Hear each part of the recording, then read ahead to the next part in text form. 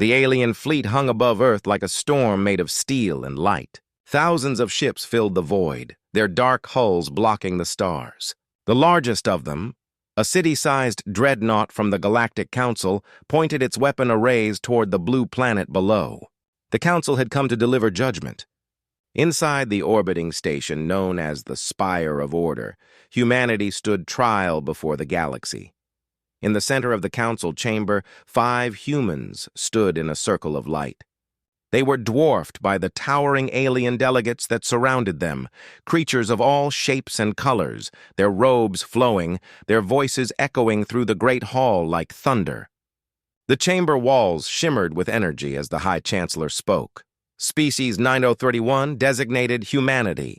You are charged with the unlawful destruction of a council fleet, the violation of interstellar peace, and the weaponization of forbidden technology. Do you deny these charges? Ambassador Hale did not answer right away. He looked around slowly, taking in the sea of alien eyes fixed on him. Behind him stood 3 officers from Earth's Defense Command, Admiral Lewis, Captain Rana, and Commander Ortega. They said nothing. They had already been warned that any sign of aggression would be seen as defiance. Hale finally spoke, his tone calm and measured.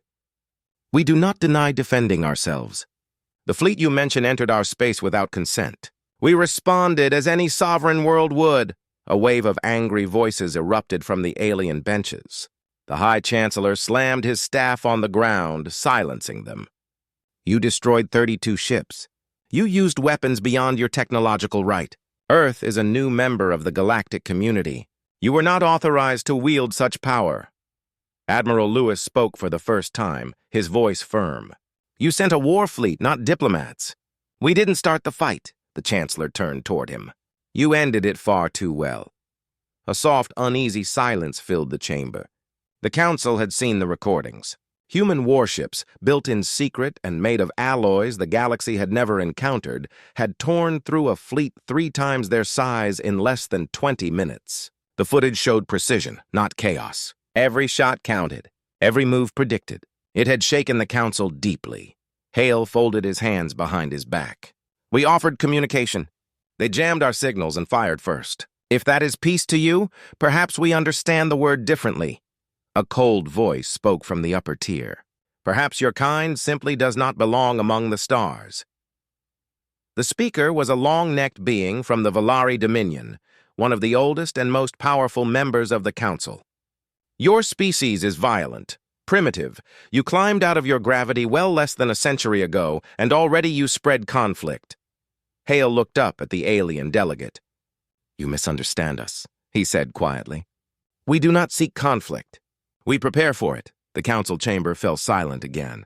Behind the humans, a single screen flickered. None of the aliens noticed that their communication channels had just gone dark for a brief second. The humans did. Commander Ortega's wrist display blinked once, an encoded signal from Earth. The infiltration was complete. Outside the station, hidden beyond the shadow of Earth's moon, a small cluster of human stealth drones observed everything.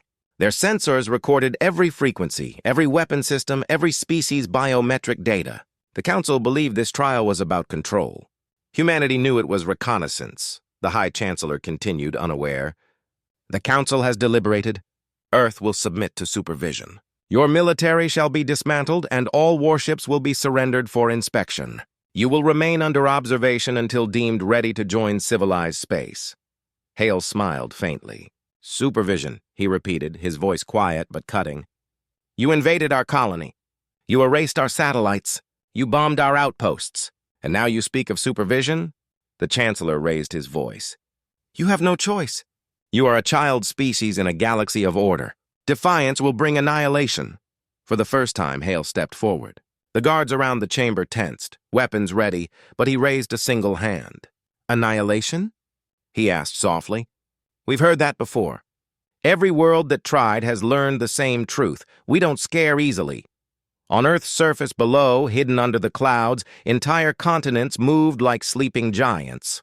Vast energy fields rippled across oceans as orbital defense platforms powered up quietly.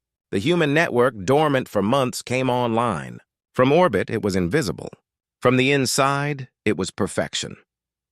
In the chamber, Admiral Lewis glanced down at his wrist. A small green light blinked. He said nothing, only straightened his posture. Captain Rana's expression didn't change, but she whispered through her communicator, her voice too low for alien sensors to detect. Phase 2 is active. The Chancellor noticed Hale's calmness and frowned. You have something to say before the Council passes its final sentence? Yes, Hale said. I think you should check your outer security perimeter. The alien guards exchanged looks. One tapped into the defense grid. The feed showed the Council fleet in orbit around the station, hundreds of warships standing watch. For a moment, everything looked normal. Then the lights flickered. One by one, the icons on the tactical display turned gray. Communication lost. Power failures rippled through the fleet like falling dominoes. The entire chamber erupted in confusion. Delegates shouted, security alarms wailed, and the Chancellor's eyes widened. What have you done? Hale didn't answer immediately. He simply watched the panic unfold. Then he spoke softly, his voice carrying through the chaos. You wanted to understand us. Now you will. The aliens stared at him in disbelief. Admiral Lewis leaned close and murmured, Should we continue? Hale nodded slightly. Not yet. Let them think. Outside, the disabled ships floated helplessly, not destroyed but neutralized. Every targeting system, every reactor core had been locked out by human code. It wasn't destruction, it was control.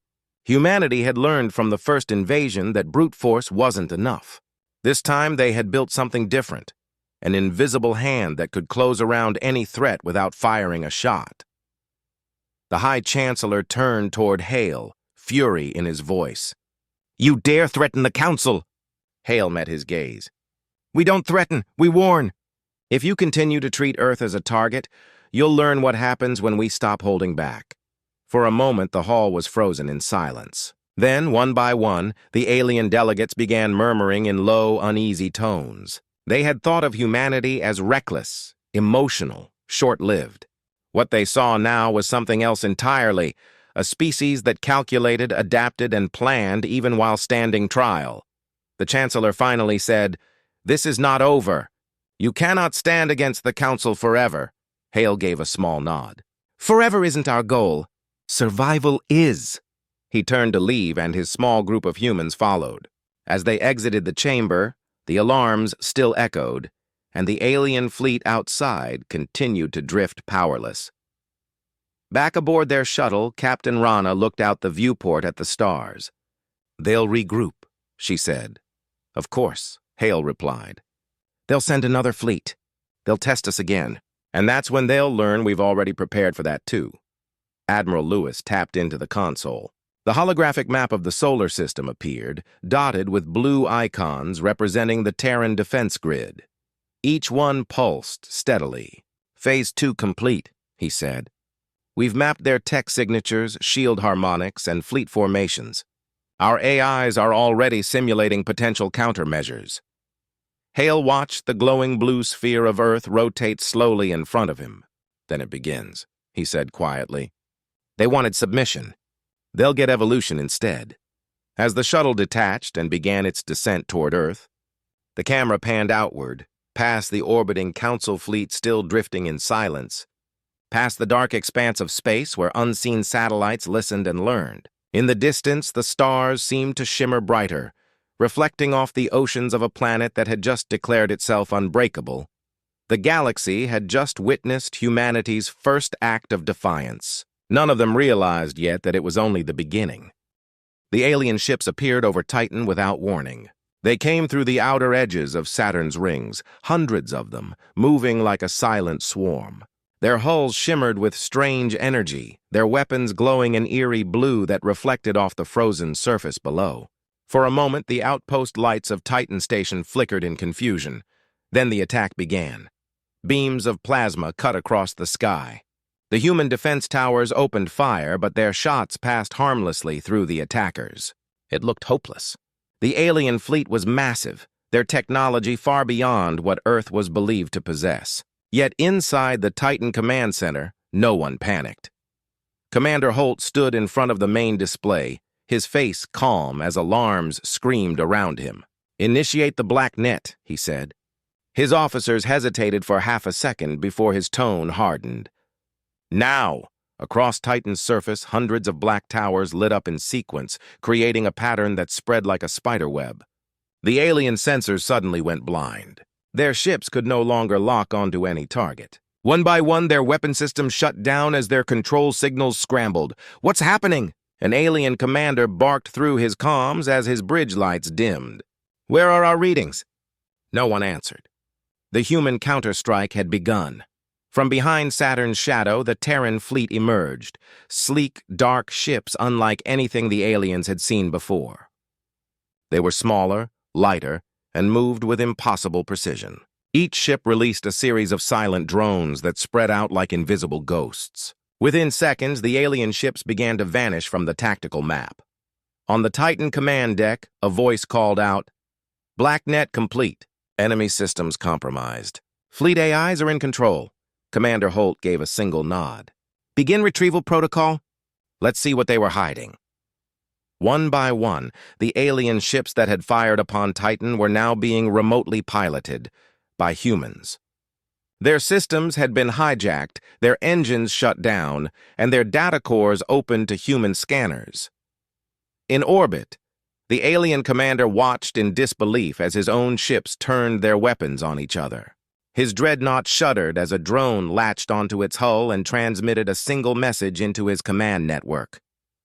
"You should have stayed in your own system." The bridge crew froze. Then, without warning, the dreadnought's shields collapsed. A flash of white light filled the viewport as the ship's power core overloaded.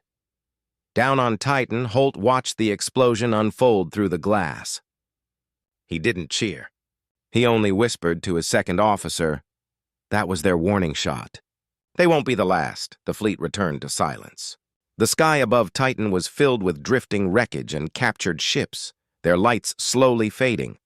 On Earth, the Terran Defense Command received Holt's report.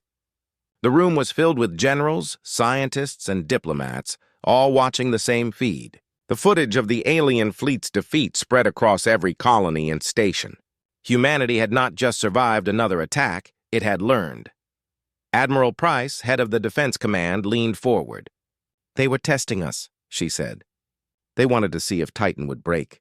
Dr. Marin, Chief of Intelligence, nodded. "They underestimated our AI integration. They still think we fight like they do, with fleets and numbers. They don't understand that our greatest weapon isn't metal or fire. It's how fast we adapt." The room fell quiet. Price stood and walked to the large screen showing the alien wreckage orbiting Saturn. "Send the message to the Council," she said. "Tell them humanity will not disarm. If they want peace, they can meet us as equals. If not, they'll face what Titan saw today." Far across the galaxy, in the halls of the Galactic Council, the news of the Titan battle spread like wildfire. The footage had leaked, humans using stolen alien ships to destroy a superior fleet. Delegates shouted in panic and outrage. The Valari Dominion accused Earth of violating interstellar law again. Others whispered that maybe, just maybe, the humans were not a species to provoke further. High Chancellor Rith ordered an emergency meeting. "They are expanding faster than regulation allows," he warned. "They have developed adaptive intelligence capable of learning alien systems within minutes.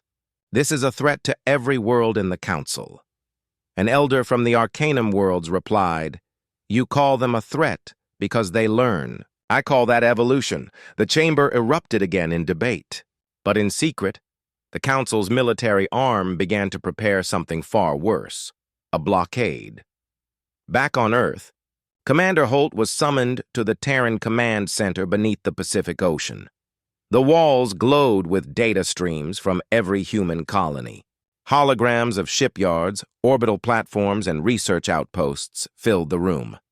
Admiral Price stood beside a massive holographic map of the solar system. "You've proven Titan can defend itself," she said. "Now we move to the next stage, Operation Ghostline." Holt frowned. "You're building more fleets?" "Not fleets," she answered. "Mirrors." Operation Ghostline was humanity's most secret project. The plan was simple but terrifying. Create invisible fleets made entirely of signal ghosts, false readings, and AI-driven projections.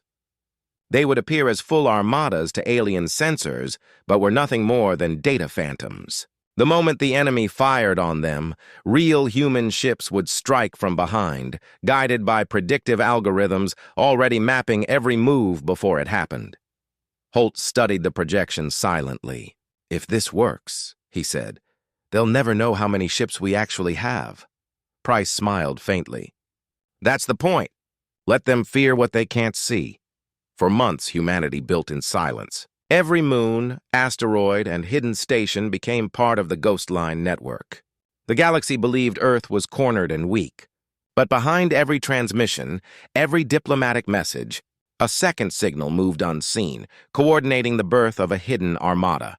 Meanwhile, alien scouts continued to test Earth's borders. Small skirmishes broke out in the outer colonies, but each time the attackers vanished without a trace. No wreckage, no transmissions, just silence. The Council began to worry that humans were not simply defending, they were hunting. When the next fleet came, it was 3 times larger than the one that attacked Titan. It approached Mars quietly, confident in overwhelming power. But as the first shot was fired, the entire battlefield split apart.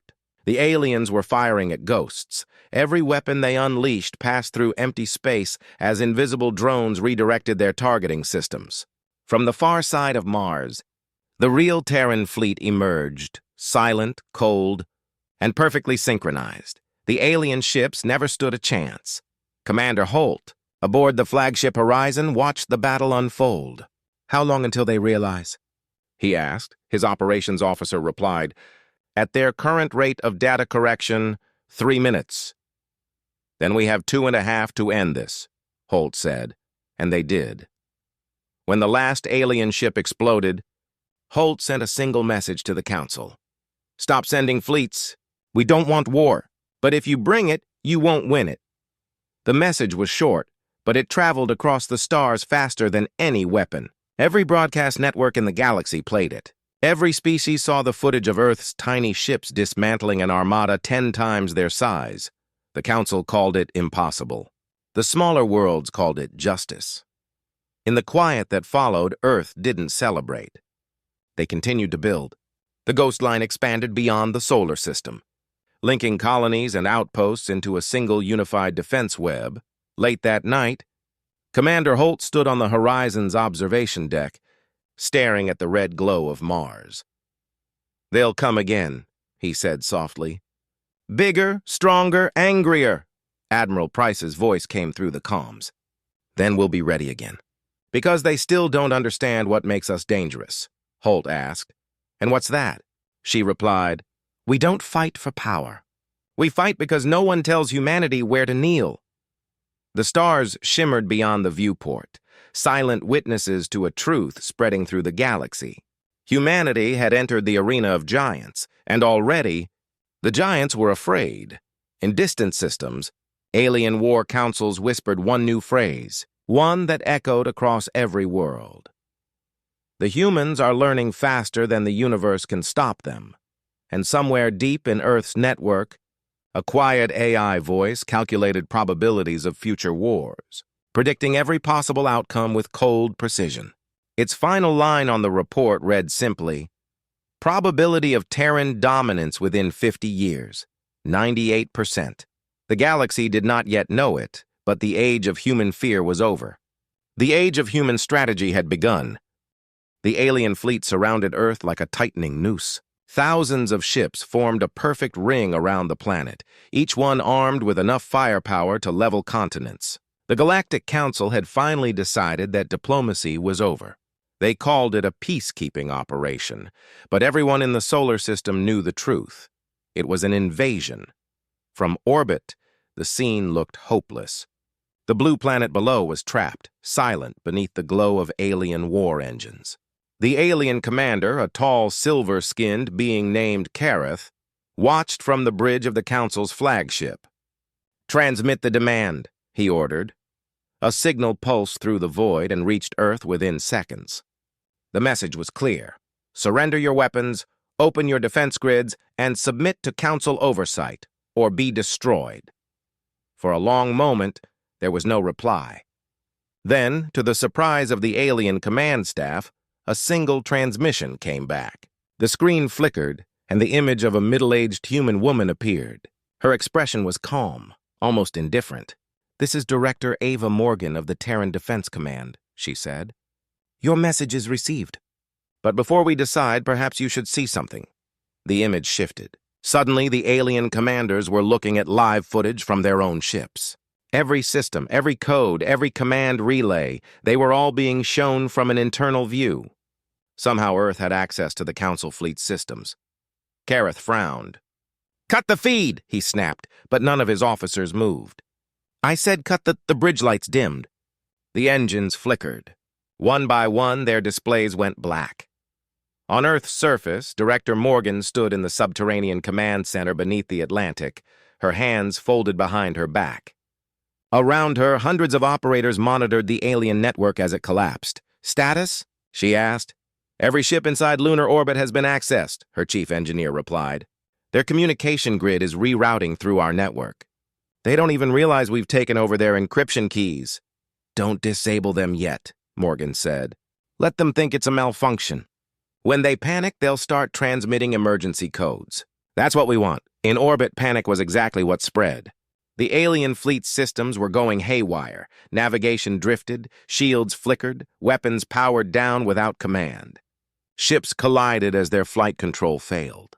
Kareth shouted orders, but his crew's voices were drowned in static.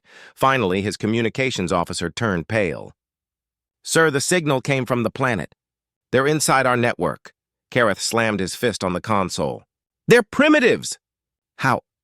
Before he could finish, every display on the bridge turned white. Then a new message appeared, written in clean, simple human script. "Next time, knock before entering our system."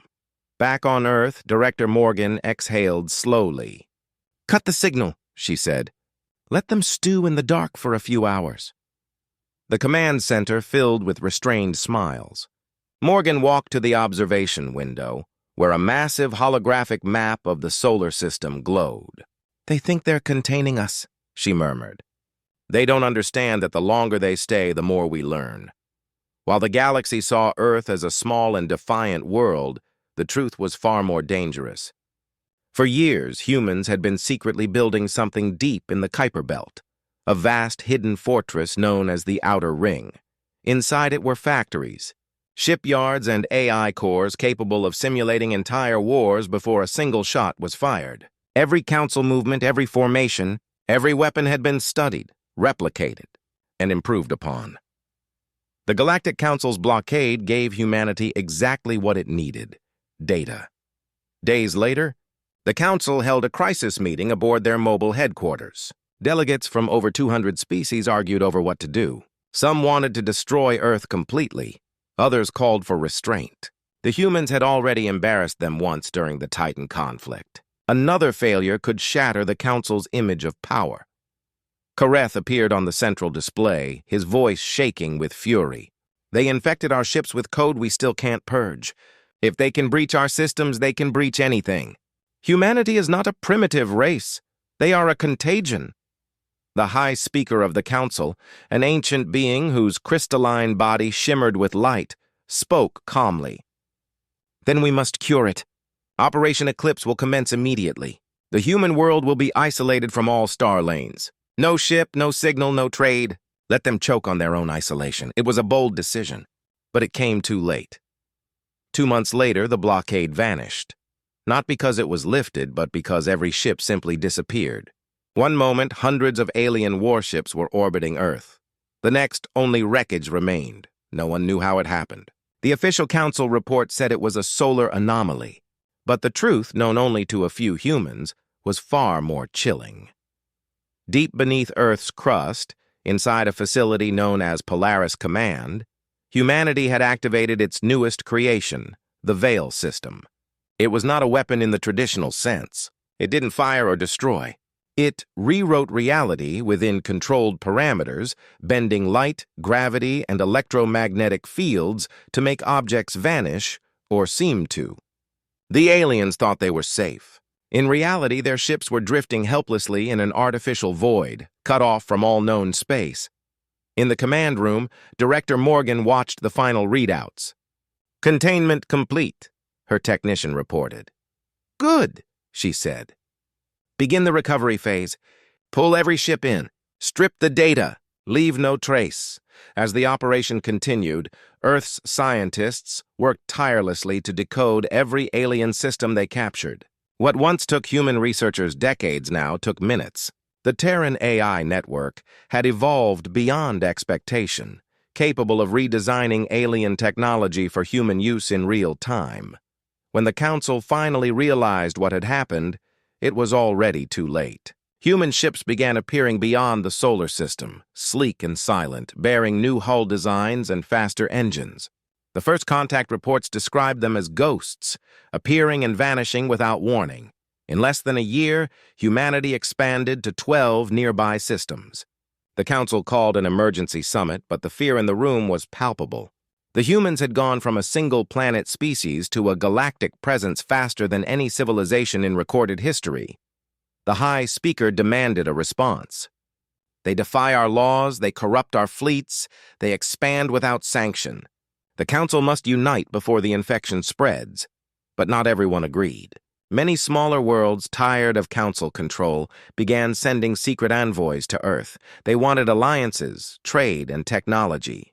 They saw in humanity something the Council had long lost: the will to fight back. Director Morgan sat across from one such envoy, a reptilian diplomat from a fringe world. "You want protection?" she said plainly. The envoy nodded nervously. "The Council punishes worlds that resist. But you, your kind, stood against them and lived. We will join you if you promise us freedom." Morgan considered this quietly. "Freedom has a price," she said, "but it's one we've already paid. Welcome to the Terran Pact." The alliance spread like wildfire. One by one, the outlying worlds defected to Earth's side. Trade routes opened under new protection fleets bearing the Terran emblem. The Council's power began to crumble from within. Months later, as the first Terran ships patrolled alien skies, a broadcast echoed across the galaxy. Director Morgan's voice was calm and firm. "We did not seek to rule. We sought only to stand. But if the Council insists on fear, then let them fear the truth. We are not what they expected. We are what they created." In the darkness of space, fleets moved. War was no longer coming. It had already begun. As Earth's ships formed up along the edge of known space, the stars shimmered with their reflections. Humanity was no longer a newcomer.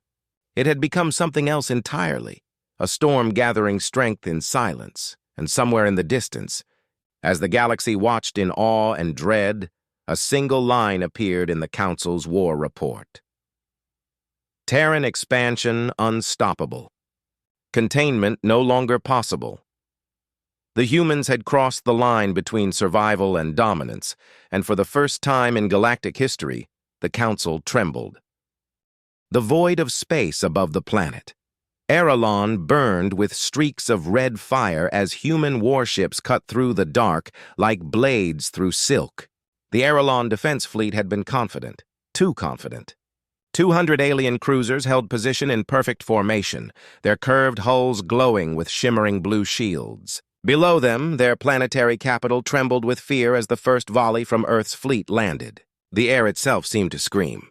The humans hadn't sent diplomats this time. They had sent retribution. At the center of it all, aboard the flagship Resolute, Admiral Marcus Hale stood silent.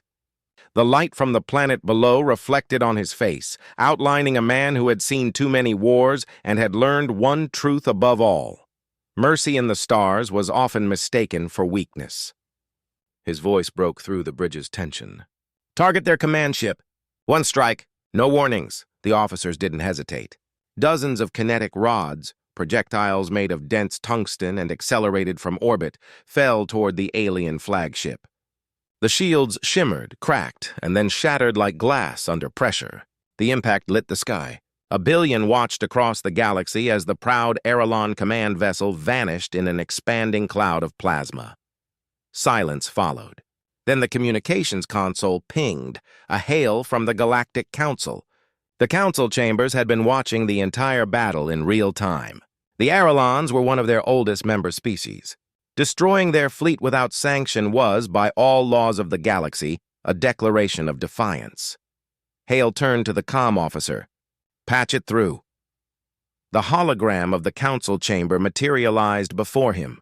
Hundreds of alien delegates glowing in pale blue light. The speaker, a tall insectoid being with translucent skin, hissed in disbelief. "Admiral Hale of Earth, you have committed an act of war against a council member. Explain yourself." Hale's expression remained cold. "The Arelons attacked a human colony near Theta Prime. They killed 8,000 civilians. Earth warned them. They ignored us. Consider this the answer they earned." Gasps and hisses filled the chamber. A dozen representatives shouted protests. "You have no authority to enforce judgment." One barked. Another added, "Humanity is still a provisional member of this council. You will answer for this before—" The Admiral cut the transmission. The bridge fell silent again. "Set course for Earth," he ordered. "Council's coming. Let them come." That was the moment the galaxy realized Earth no longer bowed. Weeks later, in the orbit of Jupiter, Earth's high command gathered in the newly constructed fortress station, Aegis. It was a monument of human defiance, a ring of steel surrounding a massive reactor core, bristling with weapon arrays that could target ships across half a solar system. Inside, leaders of every nation sat around a single table. President Elena Ward, her voice calm but sharp, looked over the reports. "Council is mobilizing. 3 fleets confirmed: Valari, Corthon, and Drawl. Estimated arrival, 36 hours. A younger officer, Commander Ruiz, frowned. 3 fleets? That's over 400 ships. We can't fight that, ma'am." Hale stood at the end of the table, arms crossed. "We don't fight them head-on," he said. "We make them doubt. We make them fear what Earth has become." He activated a holographic map of the solar system. Red icons blinked near Neptune, Mars, and Earth's orbit. "They expect us to guard Earth directly. Instead, we hit them before they even reach Mars. We've laid mines across the Oort defense line and hidden kinetic relays in Jupiter's magnetosphere. The moment they cross the threshold, their navigation systems will fail." President Ward leaned forward. "And when they adapt?" Hale's eyes narrowed.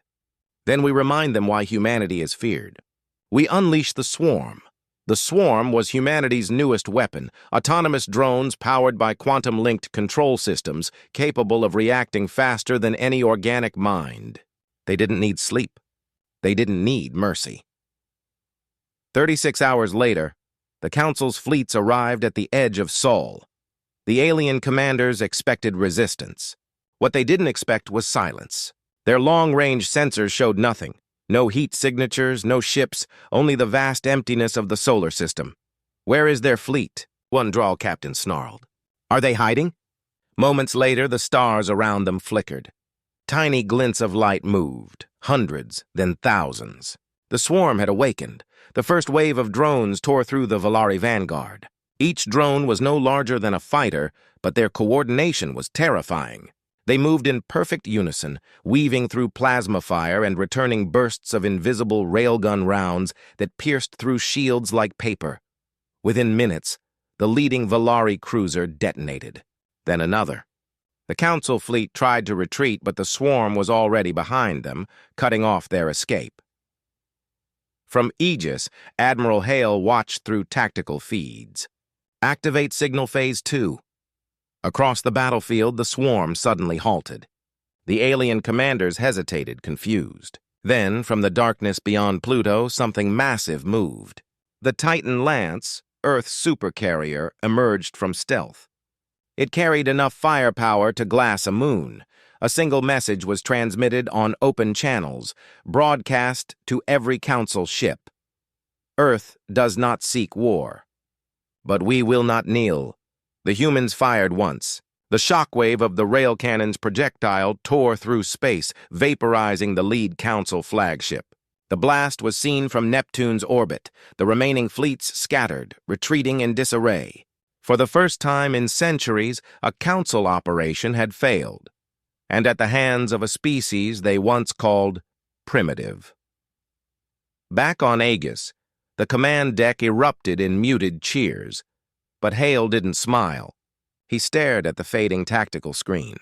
"They'll come again," he said quietly. "Next time, with everything they have." President Ward joined him. "Then we'll be ready." Far beyond the solar system, in the heart of the Galactic Council's chamber, the mood had turned from outrage to unease. Reports from the survivors painted a terrifying picture. Humans who fought without fear, who built weapons from raw asteroids, who turned their home system into a fortress. One counselor spoke, his voice trembling. "They were supposed to be new, untrained. How did they do this?" Another replied in a whisper, "Because they learn, and they never forget." In the darkness between stars, humanity had sent a message that would echo across the galaxy. Earth was no longer a newcomer. It was a power that even the ancient races had begun to fear, and as the council debated how to respond, a single question hung unspoken among them all. If this is how humans defend, what will happen when they decide to conquer? The stars over Orion burned red as hundreds of alien ships descended toward Earth's defense line. Their weapons glowed, ready to erase humanity once and for all. The combined fleets of the Galactic Council, the Dral, the Valari, the Arelon, and over a dozen more, had finally joined forces. They filled space like a storm of fire and light, surrounding the solar system in a tightening ring. The largest invasion armada in galactic history had come for a single blue planet. On the outer edge of the system, near Pluto's orbit, humanity's last fleet stood in silence. Dozens of battleships, carriers, and orbital platforms drifted in cold readiness. Their hulls were matte black to hide their heat signatures, their railguns charged, their missile silos armed. They were outnumbered 20-1. Yet no one aboard felt fear. Every officer, every pilot, every engineer had the same grim focus in their eyes.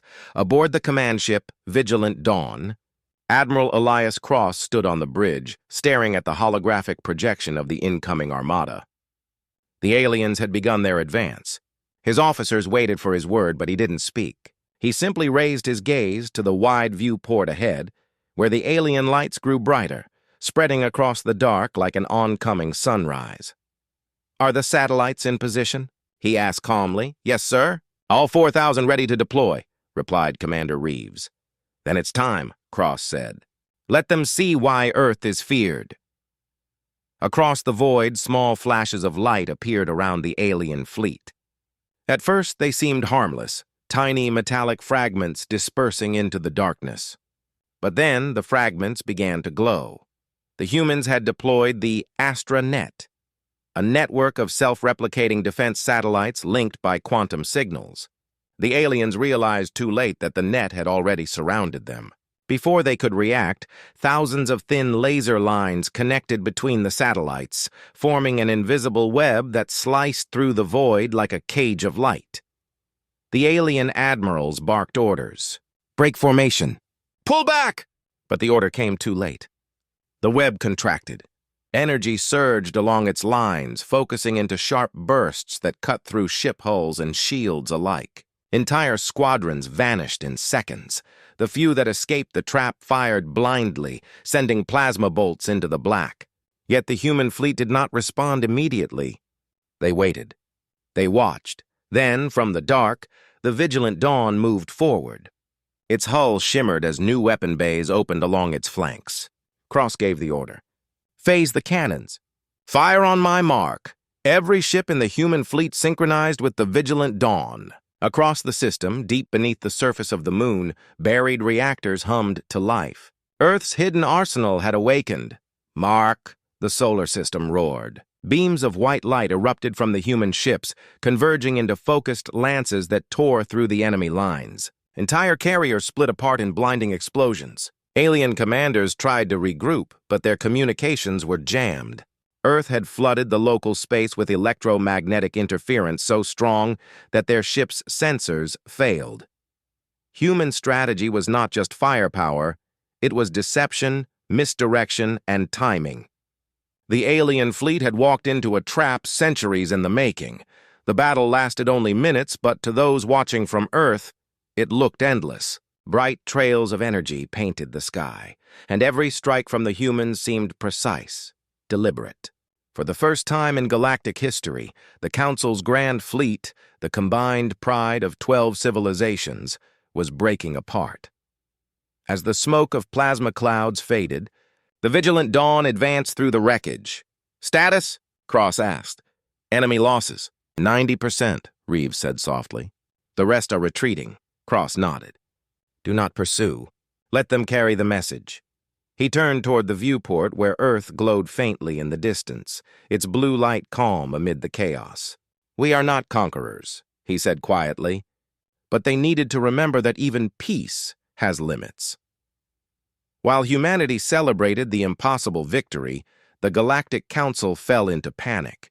In the grand chamber of their homeworld, the remaining counselors argued in fury and disbelief. "They destroyed our fleets. All of them," shouted a Valari delegate. "They should have been primitive. They should have been weak." "They were never weak," murmured a Draal representative. "They were patient." Silence spread through the chamber. On the central screen, footage of the battle replayed, the human web of light, the collapsing Council armada, the cold precision of Earth's fleet. Even the oldest species could not deny it. Humanity had surpassed them all.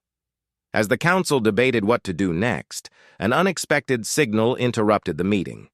It came from Earth. A calm human voice spoke. "To the Galactic Council. This is President Mara Lin of the United Earth Alliance. We do not seek your destruction, but you brought war to our home. The war ends now, on our terms." The aliens stared in silence as the message continued. "Earth will no longer serve under your authority. We will no longer be called newcomers. From this day, every star system that seeks peace will find a place beside us. Every world that seeks to dominate will find only resistance. The age of council rule is over. The age of free worlds begins." The transmission ended. For a long moment, no one in the chamber spoke. Then one counselor whispered, almost in awe, "They are claiming leadership of the galaxy," and no one dared to laugh. Months passed. The ruins of the Council fleets drifted as silent reminders of the battle that changed history. Humanity did not expand through conquest. Instead, they rebuilt. They sent ships to help shattered colonies, restored crippled worlds, and opened trade routes that the Council had long restricted. Slowly, the galaxy began to shift. Former member species that had once scorned humans now asked for protection under their banner. By the next decade, the United Earth Alliance had become the strongest and most respected power in known space. No one dared challenge them. Yet in the deep corridors of Vigilant Dawn, Admiral Cross still stood by the same viewport, staring at the endless dark. Commander Reeves approached quietly. "It's over," she said. "The galaxy is at peace. You did it." Cross didn't answer at first. He watched a distant nebula flicker and then finally spoke. "Peace is never permanent. Somewhere out there, someone is watching us, just as we once watched the Council. They'll learn from our wars, from our victories, and one day they'll test us again." Reeves frowned. "And when that day comes?" Cross smiled faintly. "Then they'll discover what the galaxy forgot. The reason Earth survived everything thrown at it." "And what's that?" she asked. "That when humans are pushed to the edge," he said quietly, "we stop fighting for survival. We fight to win." Outside, Earth's fleet continued its silent patrol, a wall of ships guarding a world that had gone from humble beginnings to the most dreaded military force in the galaxy. And somewhere, in the shadows between stars, alien eyes watched, terrified, fascinated, and utterly uncertain of what humanity would do next, because the humans had proven something no empire, no council, no ancient race had ever imagined possible. The galaxy didn't shape Earth. Earth had shaped the galaxy.